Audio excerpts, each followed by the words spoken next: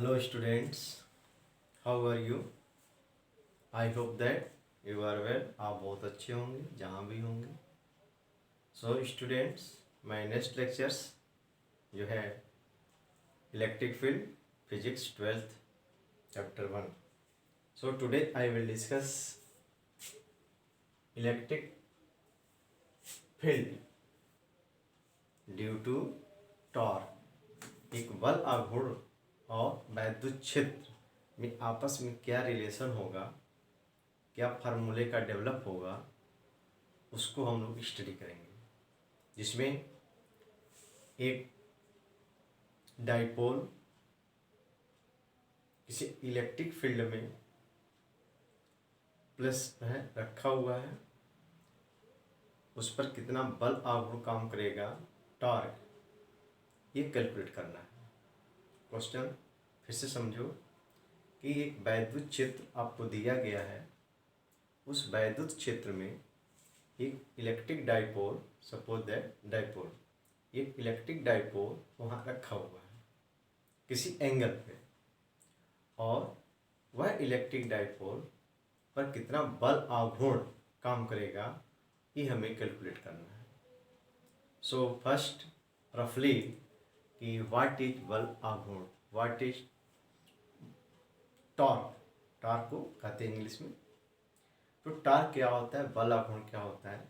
तो सबसे पहले जो बल आघूर्ण जो स्टूडेंट्स है, किसी भी सिस्टम पे जो बल हम लगाते हैं उसके सेंटर से जहाँ पर वो ऑब्जेक्ट टिका हुआ है, फिक्स्ड है, वो डिस्टेंस का मल्टीप्लाई कर दिया जाए तो उसको हम लोग कहते हैं बल आघूर्ण.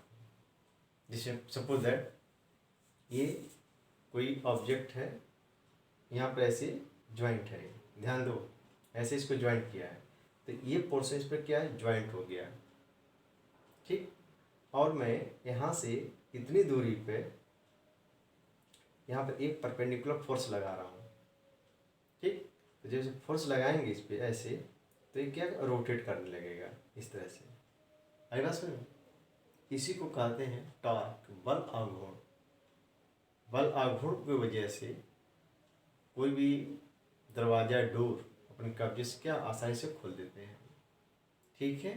या नल चलाया जाता है तो उसका जो, जैसे मान लो ये नल है, ठीक, नल का एक हैंडल है, तो हैंडल को क्या करते हैं, यहाँ पर करते हैं और आसानी से वाटर निकाल लेते हैं, ठीक है. तो एक कब्जा हुआ डिस्टेंस हो गया, पॉइंट हो गया, या ये डिस्टेंस हो गया, इस पर आपने फोर्स लगाया तो इसको मोशन कराया, मूवमेंट हो रहा है, तो यही हमारा बल आघूर्ण कहलाता है, टॉर्क कहलाता है. इसी का यूज यहाँ पर हमको करना है. तो टॉपिक में क्या है, समान वैद्युत क्षेत्र में रखे वैद्युत द्विध्रुव पर लगने वाले बल युग्म का आघूर्ण. हमें बल युग्म आघूर्ण ज्ञात करना है जो इलेक्ट्रिक डाइपोल को एक वैद्युत क्षेत्र में ऐसे रखा हुआ है किसी एंगल पे. According to figure, student figure में देखो, मान लिया कि ये जो लाइन हमने खींचा है ऐसे लाइन, ये इलेक्ट्रिक फील्ड, एक वैद्युत क्षेत्र की दिशा को रिप्रेजेंट किया गया है, और इस वैद्युत क्षेत्र में हमने एक डाइपोल ऐसे रखा हुआ है, वैद्युत द्विध्रुव जो थीटा कोण पर टिका हुआ है. आई बात समझ. जब ये डाइपोल है, इलेक्ट्रिक डाइपोल है, तो इस पर दो चार्ज होगा, एक माइनस और एक प्लस चार्ज होगा. आई बात समझ. अच्छा, जब कोई आवेश यानी डाइपोल किसी इलेक्ट्रिक फील्ड में रखा है तो उस आवेश पर एक फोर्स लगता है. तो आप पढ़े होंगे कि इलेक्ट्रिक फील्ड की डिफिनीशन फोर्स अपॉन चार्ज. तो इसको अगर हम मल्टीप्लाई कर दें, क्रॉस मल्टीप्लाई, F बराबर Q इंटू ई, तो उस चार्ज पे, उस निकाय पर कितना बल लग रहा है, फोर्स E इंटू क्यू. तो इस पर जो फोर्स लगेगा वो यहाँ पर लिख सकते हैं Q इंटू ई. यही फोर्स जो है यहाँ पर भी लगेगा, Q इंटू ई. आई बात समझ में. तो बल आघूर्ण तो मैंने आपको बताया. बल युग्म में क्या होगा, जब किसी सिस्टम पे, जैसे मान लो ये है, तो एक बल इधर लगेगा और एक बल इधर लगेगा। आई बात समझ में? तो इसको कहते हैं बल युग्म, यानी किसी निकाय पे दो बल बराबर हो, विपरीत हो, ठीक है, किस सिस्टम पर लग रहा हो, तो उसको जो घुमाने का जो प्रक्रिया होती है उसको बल युग्म कहते हैं। और डिस्टेंस से मल्टीप्लाई कर दें तो बल युग्म आघूर्ण हो जाता है। जैसे कोई कैप है, टोटी है, या कैप को खोलना हो तो उसी का यूज किया जाता है। जैसे मान लीजिए ढक्कन है, तो आप इस पर लगाओगे तो एक बल जो है इधर लगाओगे और एक बार ऐसे इसको क्या कर ओपन कर दोगे, ठीक है। तो क्या करता है बलयुग्म जो होता है, कपल जो होता है कि सिस्टम को घुमाने का काम करता है, ठीक है। आई बात समझ में? तो यही काम यहाँ पर यूज किया गया है, ठीक है। तो आगे देखते हैं फार्मूले का डेरिवेशन कैसे बताया गया। माना एक इलेक्ट्रिक फील्ड ई है जिसमें एक द्विध्रुव ए बी रखा हुआ है, जिस पर आवेश प्लस और माइनस क्यू है और उनके बीच की दूरी 2l है, ठीक है। यही बात समझ में? तो अब जो है दोनों ये जो डाइपोल है, इलेक्ट्रिक डाइपोल है, जब हम इस पर कोई फोर्स लगा देते हैं, जो बल लग रहा है वो क्या करेगा, इस डाइपोल को घुमाने का प्रयास करेगा, इस तरह से ऐसे घुमाने का प्रयास करेगा, ठीक है। ट्राई टू रोटेट काम करेगा, ठीक। और उसी तरह से ये काम करेगा। यही बात समझ में?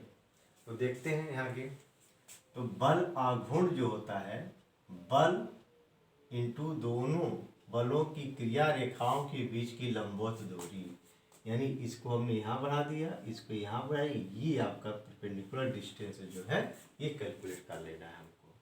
है समझ में? अरे भाई सिंपल सी चीज़ है। आप यहाँ पर जो बल आघूर्ण की बात हो रही है वही अगर समझ गए तो क्वेश्चन सॉल्व हो जाएगा। साइकिल चलाते हो, यस, साइकिल का जो पॉडल होता है चलाते हैं, क्या करते हैं, एक पैर नीचे दबाते दूसरा पैर ऊपर आता है, इस चलाते हैं ना, इस तरह से, है ना। तो जैसे चलाते हो तो एक पैर नीचे एक पैर ऊपर, इसका मतलब क्या हुआ कि बॉडी पर हम समान बल लगाते हैं लेकिन एक अपोजिट, एक दूसरे के अपोजिट होता है। वही सिस्टम यहाँ पर भी काम हो रहा है। तो आगे देखो, तो बल आघूर्ण जो होता है, बल और दोनों क्रिया रेखाओं के बीच की लंबवत दूरी, तो बल हमने F लगा दिया और दोनों रेखाओं के बीच की दूरी को हमने BC मान लिया, ठीक है।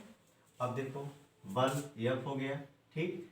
अब ये BC का ये डिस्टेंस कैसे आया, देखो यहाँ पे BC, देखो इन ट्रायंगल ABC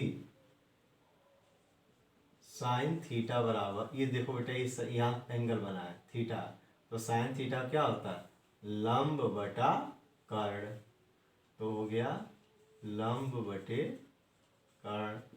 तो लंब क्या हो गया, BC हो गया, और कर्ण क्या हो गया, AB हो गया।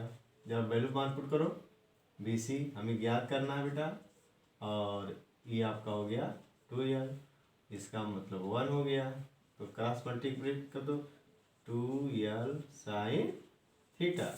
देखो बेटा यहाँ हमने लिखा BC की value, BC equal to 2l sine theta. आएगा समझ? दूसरी चीज, जब कोई आवेश किसी इलेक्ट्रिक फील्ड में है तो उस पर कितना फोर्स लगेगा, तो इलेक्ट्रिक फील्ड में क्या होता है, F अपान Q होता है, तो इसका मतलब ये हो गया, तो F बराबर हो जाएगा Q इंटू E। ये बल F की जगह पर हमने ये बल किया। आएगा समझ में? तो ये हो गया और ये हो गया। अब हमने क्या, Q 2l एक ग्रुप बना दिया और E को इस तरह से लिख दिया, ठीक है। अब QL द्विध्रुव या लिखे यहाँ लिख देंगे, सिंस E बराबर द्विध्रुव आघूर्ण, द्विध्रुव आघूर्ण यानी 2QL ये होता है, इसके ये रख दिया, ठीक है।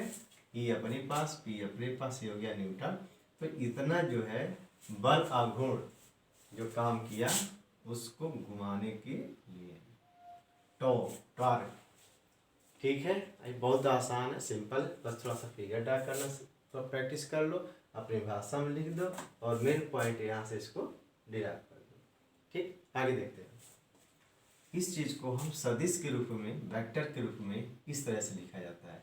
तो ये सब जो है ऑब्जेक्टिव प्रश्न में एक एक नंबर के लिए ये इम्पॉर्टेंट चीज़ है, बिल्कुल इस तरह से इसको याद रखना है। आगे देखते हैं क्या है। केस फर्स्ट है कि if theta is equal to 0 that is electric dipole वैद्युत क्षेत्र की दिशा में हो। ये इलेक्ट्रिक डाइपोल है, ये डाइपोल है, और वैद्युत क्षेत्र की दिशा यानी इस तरह से हो जाए, ऐसे यानी ये कह सकते हो समांतर हो जाए। तो उस समय थीटा की वैल्यू क्या होगी, 0 होगी। तो जब 0 होगी ऐसे की सिचुएशन में जो टार्क होगा, बल आघूर्ण होगा, P into E into sine theta, theta की वैल्यू 0 हो गया। तो P इंटू ई साइन 0 का मान 0 होता है, इसको गुणा कर दिया 0 हो गया। दैट मीन्स कोई बल आघूर्ण कार्य नहीं करेगा। इस तरह से जो डाइपोल था, अगर हम थीटा को जिस पर बना हुआ था थीटा, उसको इस तरह से कर दे, इसके डायरेक्शन में कर दे, तो उसकी वैल्यू पर कोई बल आघूर्ण का नहीं काम होगा। आई बात समझ में। सेकेंड केस में क्या है, केस सेकेंड है कि if theta is equal to 90 degree then electric dipole electric field के लंबवत रखा है। इसका मतलब हो गया कि इस पर जो एंगल रखा हुआ है किसी एंगल पे, इसको इस तरह से कर दीजिए ऐसे। तो ये इलेक्ट्रिक फील्ड का और ये क्या हो गया, डाइपोल हो गया, दोनों क्या हो, लंबवत हो गया, 90 डिग्री हो गया। तो ऐसे सिचुएशन में क्या होता है कि टो इक्वल टू बल आघूर्ण equal to P into E into sine 90, P into E sine 1, sine 90 की वैल्यू क्या होती है, 1 होती है, यानी P into E that maximum बल आघूर्ण काम करता है। ऐसे सिचुएशन में कि जो निकाय है, जो वैद्युत द्विध्रुव है, जब वो 90 डिग्री पर हो जाता है, वैद्युत क्षेत्र के लंबवत होता है, उस समय उस पर ज़्यादा बल आघूर्ण काम करता है। इसको हम मैक्सिमम लिख देते हैं, tau maximum equal to P E, तो यहाँ से P equal to T maximum upon E. ठीक है बेटा, ये वैल्यू आ गया।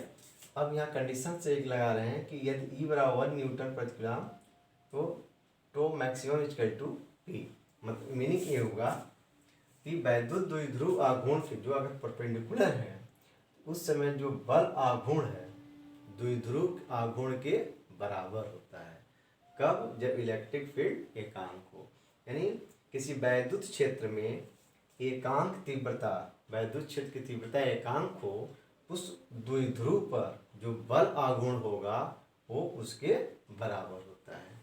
ठीक है, तो ये है टॉपिक। इसके टॉपिक के टॉपिक क्या था हमारा, समान वैद्युत क्षेत्र में रखे वैद्युत द्विध्रुव पर लगने वाले बल युग्म का आघूर्ण बताना था। तो ये आघूर्ण का हो गया। तो हमने सब चीज़ को आपको बता दिया है, आप बिल्कुल इसको जो है सब क्वेश्चन बोर्ड की दृष्टि से हमने आपको बताया है, समझाया है। ठीक है, वो जरूर लाइक करना, जरूर कमेंट करना। तो प्यारा सा चैनल जो है concept classes bye Verma sir. Thanks.